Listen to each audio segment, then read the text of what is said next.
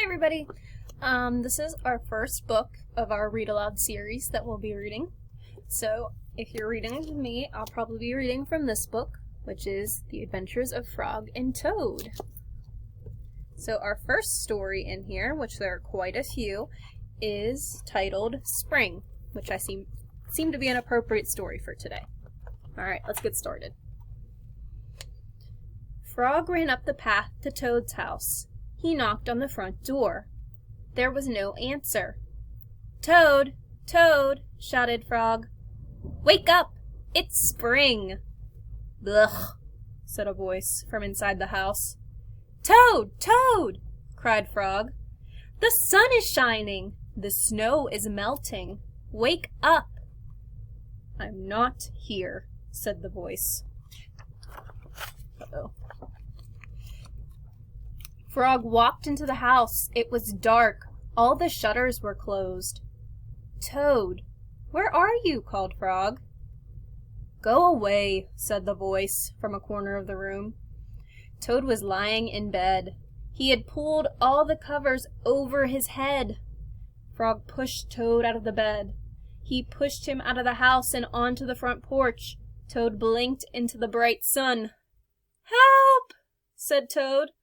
"I cannot see anything." There they are.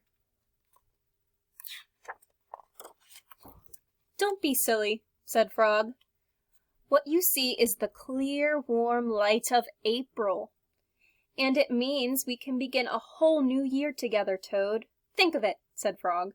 "We will skip through the meadows, and run through the woods, and swim in the river.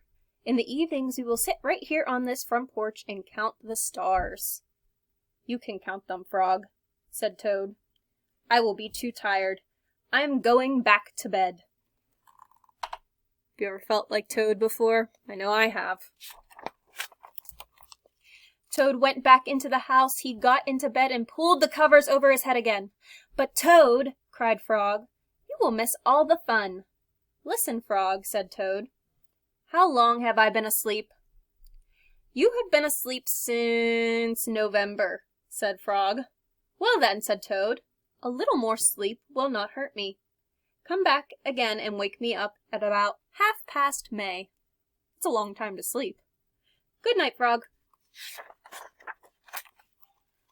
"But Toad," said Frog, "I will be lonely until then." Toad did not answer. He had fallen asleep. Frog looked at Toad's calendar.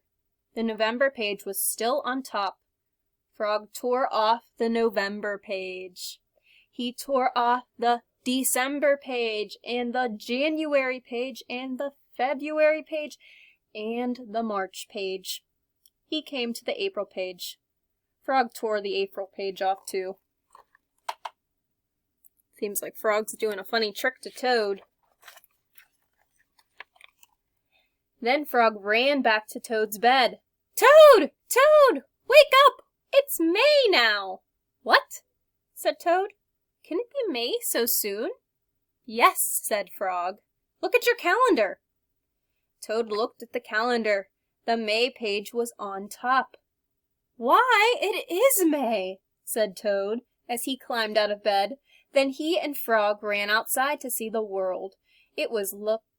The world was looking in the spring. So, and that's them running.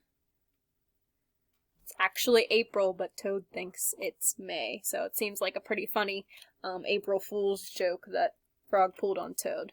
So I hope you guys aren't doing any